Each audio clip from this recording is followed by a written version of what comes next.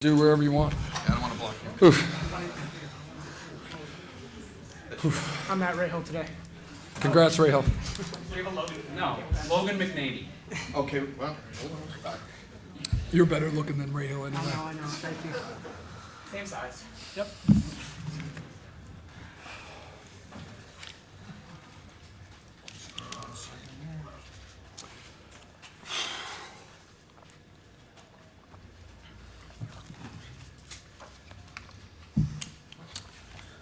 no respect there. It's all good. He was here yesterday. Patience is a virtue. Ah, here we go. Oof.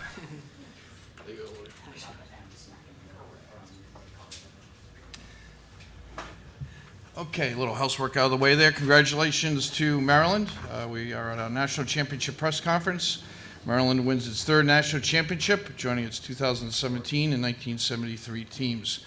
They finished the year with an undefeated 18-0 record. We have head coach John Tillman. We have student athletes Logan McNaney and Anthony DeMaio with us. We will start with a statement from Coach Tillman. Then we'll have questions for the student athletes. Then we'll have questions for Coach Tillman. For those in person, Sophia and Joe are our two mic holders. If you could get the mic from them, please identify yourself. And for those that are on Zoom, if you could raise your virtual hand, we'll get to as many people as we can. But Coach, congratulations, and if you could give us an opening statement, please. Sure. I think first thing, I think I'd be remiss not giving a shout out to Cornell and the Cornell lacrosse program. By far the hardest game we had all year. Just represented their school, the alums, so well today. A lot to be proud of. I've been in that locker room. It's really hard. There's a lot of tears. But man, just nothing but respect for them, that coaching staff, those players. So hard in this moment, but so much to be proud of. Great tradition, and obviously they just continue to extend that tradition year after year. So bright future for them. In terms of our guys, having been in that type of locker room and not seen the success, to see our guys smiling at the end, especially given where we were 365 days ago. Just so happy for them. This team, probably the best word to describe them is selfless. So many guys that were willing to do whatever to kind of get us a chance to get back here with no guarantee. So many guys that have made sacrifices, including these two guys. And I could go down through all 48 guys and each guy just rattle off so many things they've done. But proud of them. Today we expected it to be hard and obviously built a little bit of a cushion and kind of hung on. I'm not sure what would have happened if there was another quarter, but again, just kind of grinded it out, which these guys have done when they needed to. But just proud of them. I love them, and just happy for our state, our school, and our program and our alums. Okay, if you raise your hand with questions for student athletes, we will get to them. Anthony, the slow offensive start for the team, and then all of a sudden it was boom, boom, boom with your goals again. What did you find? Is that what Benson talked about in the timeout, about that pass across the middle? Coach always does a great job preparing us. I think that it was just settling down, getting into a rhythm of a game. In the second half, we obviously struggled, but just sticking together the whole time. We got 6 guys that it can be anyone at any point, and that's just the selflessness of this team. And that's kind of how we got here, and we kind of fell back on that in the first and second quarter, and I think that's what led us. Okay, we'll go right here in the red shirt, then we'll get the green shirt. Also for Anthony, you've kind of been emphasizing, it seems, every time that we've talked to you after a game, just job's not finished. Now that the job is finished, just how does it feel? It feels great. Obviously, being there in 2017 and having that feeling, and then just seeing the guys, all 48 guys around me, and seeing the smiles on their faces, the coaches.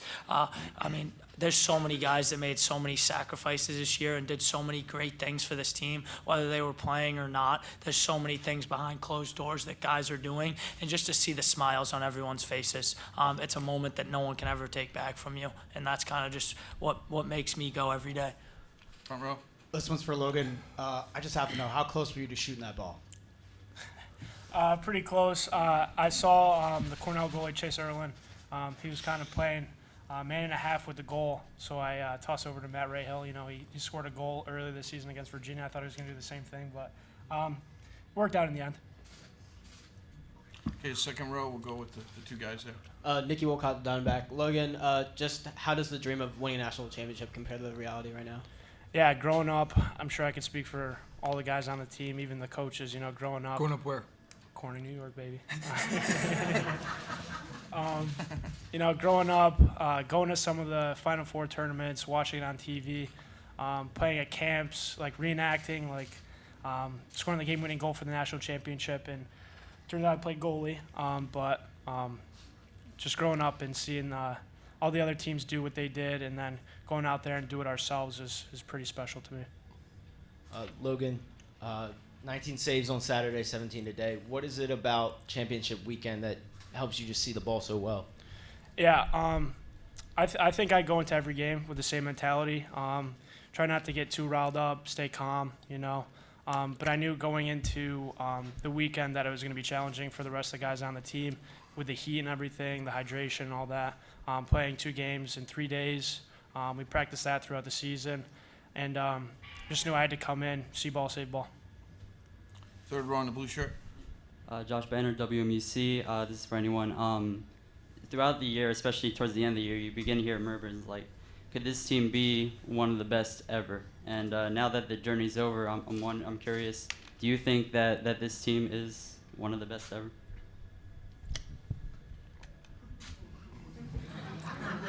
Oh, I thought you were letting these guys talk. One of you guys can go. You guys have been here. I'm not touching that one. Yeah, this is. Yeah.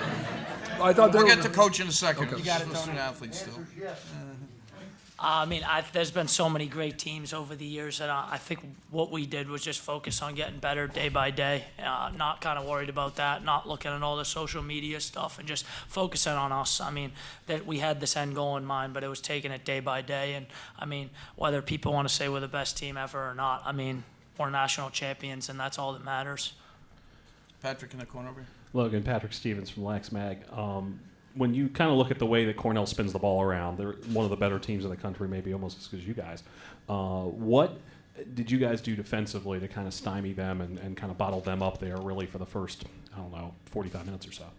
Over communication. We knew going into the game we had a solid game plan. We knew that their guys were very capable of moving the ball around, dodging our shorties, our long sticks. But we knew that they were going to spin the ball around and cut, move around, kind of make us turn our heads a little bit, slide. But we had a good game plan going into it. We're going to go to the Zoom for a second on Philly Sports Blitz with a question for the Maryland student athletes. Question for the athletes. Can you just talk about the challenge that it was trying to go the entire season undefeated? What was the question? Challenge of going undefeated through the whole season. Yeah, I mean, obviously, when you lose a game, you have to look back and look at more things. But I think that our coaches and, I mean, training staff, through all the social media people, like everyone does a great job of looking back at the game and making adjustments. I mean, we didn't play a perfect game the whole season. And, I mean, at times you would feel like we did lose, and that's what made this team so good, is we just holding ourselves to higher standards at all times. No matter what the score was, how much we won by, it was always just making the next play. We could always do something better, and that's kind of what this team was. Front row over here, white shirt. Just Anthony, did any doubt creep in at the end there? You held scoreless for nearly 27 minutes at the end. It just seemed like you guys ran out of gas a little bit. Personally, I did not have any doubt. I know Brett and those D guys, Logan, the backbone of that defense. I knew that they were going to come up with stops. Yeah, we were gassed, but we had so much faith in them. I've seen those guys in the weight room and everything that they've invested, the 5 a.m. wake-ups and everything that they do. I knew we were going to dig in and get stops, and we kind of just had to give them a little bit of break on offense. But, hey, defense did a great job all day long. Front row. Anthony, you've been here a while. I think you were here for 2017, and you've been here about half the time Coach Tillman's been here. Can you talk about what Maryland lacrosse, since this is the last time we get to do this, what Maryland lacrosse has meant to you over the past 6 years or so? I mean, it means the world to me. From Matt Rambo, Colin Heacock, Connor Kelly, all those guys, each year you learn something new, and taking those lessons and going on to later in life and using those lessons. I mean, the biggest thing we preach is be the best, and I mean, that's just more than on the field. I mean, Coach Tillman and all the coaches have taught me so many lessons off the field. Probably, honestly, more lessons off the field and how to hold myself to a higher standard than on the field. Obviously, that resembles some things on the field, but this program means the world to me. I love Maryland lacrosse, and that'll never go anywhere. We have any other questions for student athletes? Okay, Logan and Anthony, thank you for your time. Congratulations on the great season. Enjoy the championship. Thanks, guys. Thank you. Okay, and we'll start with questions for Coach Tillman. We'll start right here in the front row. Yeah, let me just. If that's okay. Yeah, no, it's fine. Let me just. Coach, I don't want people thinking you're Logan. Coach, you know, I had texted you a few times, and it was so surreal today for me and for Maryland fans. We were here last year, the same day, and it was like a repeat, and it was almost like, if I could be a little divine, like, you know, you were tested last year. How much did that motivate the team this year? And did you ever feel like this was not redemption, but it was something meant to be? I think the guys, you know, the way things went down last year, man, it was gut punching. And hats off Virginia, worthy champion, heck of a game. But just knowing, especially last year, every year the kids give so much, but last year with COVID was so hard. You know, our kids were testing like 8 times a week. They didn't go out. They didn't see their families. Like, they didn't see their parents and give them a hug at tailgates.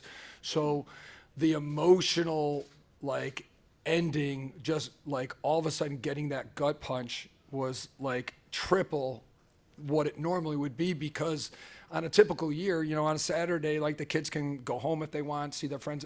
Like, these guys like gave up so much, and to come up short, it was like just such a kick. And you know how hard COVID was for everybody.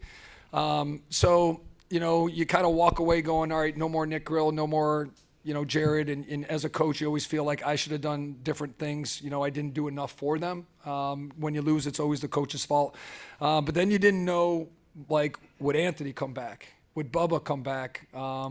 So there were just a lot of things you had to think about. You know, I've been in that locker room on both sides now.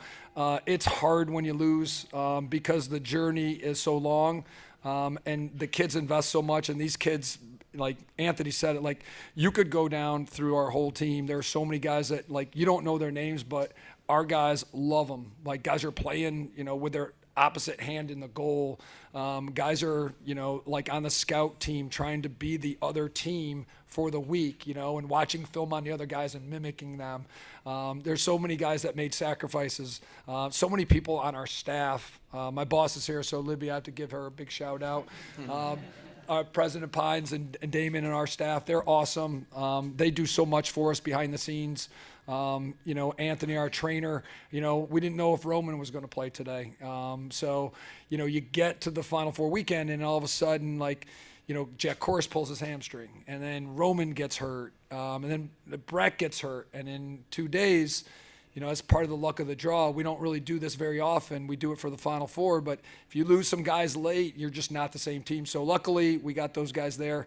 I don't know if it'd be redemption per se, but I do think when the guys came back, they were laser focused. And then, you know, obviously, wouldn't be remiss if I didn't mention some of the guys that did come. You know, John Donville, I mean, both of us are Cornell alums, so it was like we're standing there last week at the in Ohio State, and like we're just watching Cornell play, and he's looking at me. He's like, "You know they're gonna win, and we're gonna have to play them at some point. You know that's gonna happen." I go, "Well, we don't know if that's gonna happen," but he's like, "Oh yeah, I can feel it," and he was right. And so for John, who chose Maryland before I had even contacted him, he's super smart. We have an awesome communications graduate program, and it was exactly what he wanted. So we kind of lucked out there because our university is so great that he chose us for the program more than anything else. And then obviously Owen Probilski and Keegan Kahn, two like 3-6 students from Villanova that decided to go to the Smith Business School because it's such a great program. To get 3 key veteran guys I thought those were huge because not knowing if Bubba and Anthony would come back, we felt like that would buffer it, and losing Jared. And then for all those guys to come back, we needed all of it today. So I don't know if it's redemption per se. I just saw so many kids happy. I saw our parents happy, our administration, our fans, our school, like all those people happy. And it's worth all the sacrifices that you make just because you love to see the tears. I mean, the tears of joy, not the tears of pain. And the tears of pain are pretty tough. Second row right here. Yeah, John, when will you sit back and evaluate this team's place in history? And two, if you get back here next year for the Final Four, will you lobby not to play in that second game again? I mean, it's like the people who know me behind the scenes, like, you know, I try not to say much in public, so I just keep my mouth shut. But I do ask some of those questions, you know, like, are we really going back to the Midwest to play an ACC team? Are we really playing the last game out and we can't get a flight out? Because we got back at like 3 a.m. On Sunday night, and literally I'm in the front seat next to our bus driver. It's like 1:30, and this light goes off, and it's like beep, beep, beep. And I'm like, oh my God, there's a problem with the bus. It's 1:30, and we're in the middle of nowhere. And Brian, our bus driver, is awesome. He's like, I gotta stop. This thing is red. And I'm like, oh my God, like we could be here for another 4 hours. And all anybody wanted to do was go home. So that started the week, and then we knew we had to leave Thursday. So it was a long week. But I think everything happened so fast right now. It's hard to think about anything other than what's going on now. I didn't sleep a whole lot the last 2 nights, just trying to pour through film and deal with all the stuff. So probably not the clearest of thinking right now, but just more than else, just kind of relief and so happy for our guys. And I'll let the other people kind of think about where we are. All we want to do is be the best version of ourselves. And that's, if we were going to do that, let the chips fall where they may, and it was enough. But man, to do it with so many great kids and so many selfless kids, and just didn't have to worry about like guys not going to class. Like if there were any issues with that, our leadership took care of it. Not having social problems, guys like having an awesome GPA, like kids at the hotel, like our guys taking the time to like take pictures with them, things like that, making a positive impact in our community. To do it and do it the right way, to me, is everything. Because if we're just winning games, but we're not doing things right and we're not representing the school the right way, I just don't want to do it. And luckily, these kids did it in all 3 phases. And again, you got to go back to Bud Beardmore. Be the best version of yourself. It's a hard place to be because there is sometimes some tough love. There's a lot of accountability, but that doesn't mean there isn't love. But there's accountability when you don't live up to the standard, but you can still combo that with the love and support, especially when they do it right. Trying to make these guys the best they can be. Sometimes there are tough conversations, and you need guys that are willing to have those, but you need to follow up with them and say, hey, this is why I'm doing it. It's because I care about you. It's not because I don't care about you. We'll go to the second row, and then we'll go way in the back. Coach, first of all, I want to say congratulations on the win and for the sensational season that you have. Coach, your team has to was well synchronized for the first 3 quarters, and you know you led by 7-5, 7-2. And my question to you: do you prepare anything different for this game, especially defensively, that you neutralize basically the Cornell offensive attack, and including neutralizing the top scorer, John Pitelli? Do you have any comment on that? So in terms of the quick turnaround is always tough, right? And again, Mother Nature's undefeated. So, you know, we got back to the hotel room, got things finalized, and started burning through film about like 11:45 on Saturday night. You know, luckily, you know, you can't do a ton. Yesterday, we were really lucky. We went up to UConn and kind of practiced inside there and got out of the elements. And Jim Moore is a good friend. He's a great guy, so really nice of him to allow us to do that. We didn't go too long, so you're trying to. We decided a lot of times on Saturday we'll give the guys an introduction to the team, but it was so late we felt like rest and sleep were more important. Clara Hollander, our director of ops, is awesome. She had food for the guys, and then we got them hydrated, and then we just got them back to bed. But we were kind of lucky. We scrimmaged Cornell in October up at Del Barton, and the crusty old coach made the guys get in a bus and drive 4 hours, get out, play, and then drive back. That would be me. but we wanted to make it hard.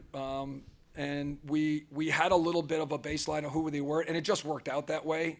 We try to scrimmage Cornell just because we know it's always going to be a great scrimmage. They're talented and they're well coached. So we had a little bit more, with that baseline, kind of knowing how they play.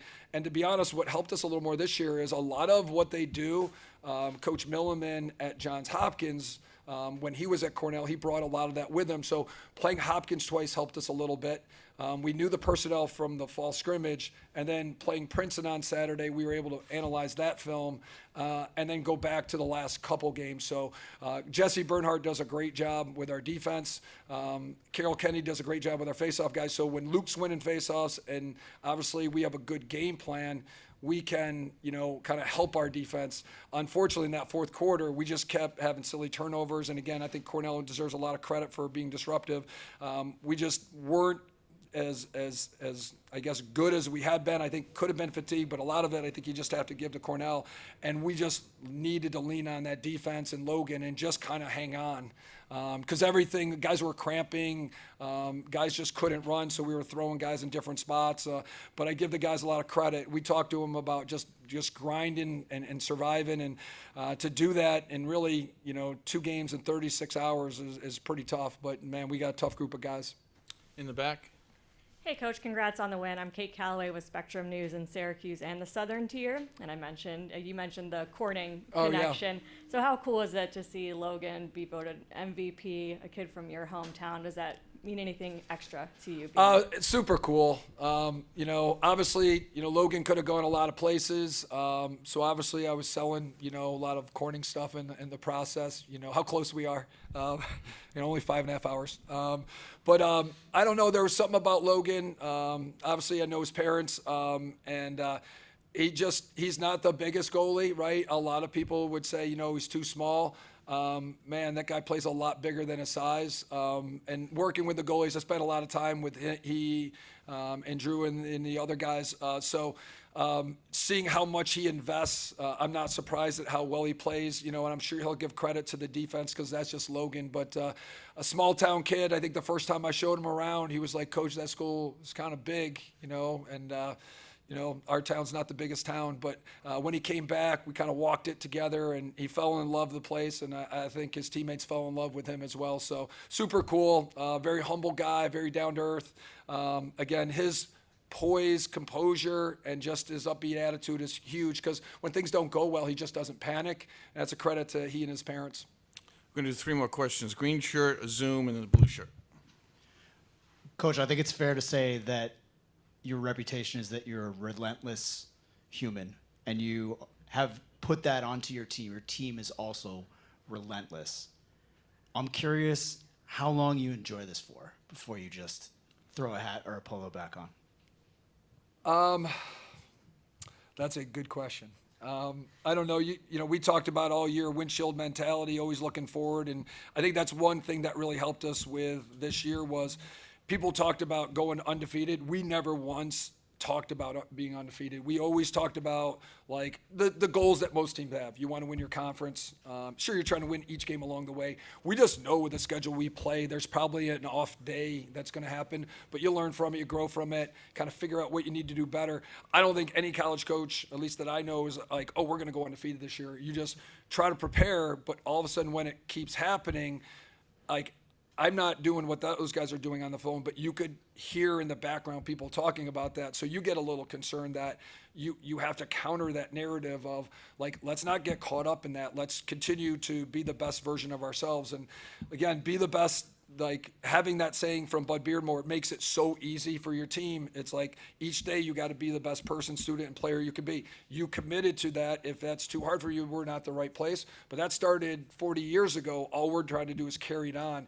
And I think for the kids, whether we have a great season or not, we know they'll be better for life because of what we're trying to do. They can't always see it now, but we're educators more than we are anything else. And you're trying to make sure that they're getting ready for, as we're all seeing, a very unpredictable and at times challenging life that doesn't make sense. but there's a right way to look at it, right, and try to be positive and be optimistic and try to make a positive impact in people's lives. Like, to me, that's what this whole thing's about. But we can still have a lot of fun together, try to win games, do something that people can be proud of. And I think the guys did that this year with the selfless approach. So when I have great kids, it makes me seem a lot smarter than I am. But there's a lot of good coaches out there that would have been really well and probably done just as well as I've done. On the Zoom, Phillies Sports Blitz. Hey, Coach, what question for you is, you always look back at previous experiences. What did you take away from your championship you won in 2017 that you took into today's game, which eventually saw you guys win the championship? I think every year, you're here, you learn a little bit more. I think the biggest thing you try to do is try to make the most of the limited time you have. So you're doing everything you can with purpose, because it's hard. Josh Schmidt, our communications guy, probably thinks I'm nuts, because I get so focused on, I want to win the game, but there are other obligations that we have to do, and I totally get it. But, man, each second, each minute is critical. We came down for media day, so we're watching film in the car as we go. You're trying to get the kids a treatment. You're trying to get them hydrated. And then you're trying to balance the preparation. You don't want to overload them with film. So you got to find that balance of rest, hydration, treatment, but also you got to give them some prep. But like yesterday was a lot of film, and it was walkthrough and things like that. What's that sweet spot so the kids aren't just overwhelmed with info, so that they can play free and they can play fast? Last question, the blue shirt right there. Hey, Coach, Josh Banner, WMUC. You always talk about how selfless you guys are. And I feel like this game especially was a good example of it. I believe every goal was assisted. You probably wanted maybe a few more goals, but what does that say about your team? Do you think that they did a great job distributing the ball? Yeah, this group's been selfless all year. We talked about, because they do a great job individually, we wanted to make sure that everybody was involved in the offense, and we're at our best when everybody's moving and cutting and sharing it. And I have thought for the most of the game, our defensive guys were kind of synchronized the same way. And I think that's kind of fitting. We talk about the importance of getting here for the Final Four, but it's also Memorial Day, right? And you think about the freedoms you have, the opportunity to do something like this. Yet I think about guys like Billy Looney, who I coached, who's not with us, but he made sacrifices like that. And I talked to the guys about, kids like that had so much promise and had so much to offer. Obviously, he's a guy from our state that I was able to coach, but it's why we wear these shirts, just that people don't forget. They don't think we've forgotten them, because we do appreciate all those sacrifices. And to have a group that kind of acts that way, they share the ball, they work hard, they honor everybody else and not focus on themselves, to me, is pretty special, especially on a weekend like this where it is Memorial Day. There are bigger things in play, and there are people doing so many incredible things so that we can do what we love, and we thank them for it. Okay, Coach, thanks for your time. Congratulations. Thank you. Thanks for your Appreciate time it. this weekend. Thank you. Appreciate it. Thank you, everyone. Take care. Safe travels. Thank you. Yeah. Appreciate it.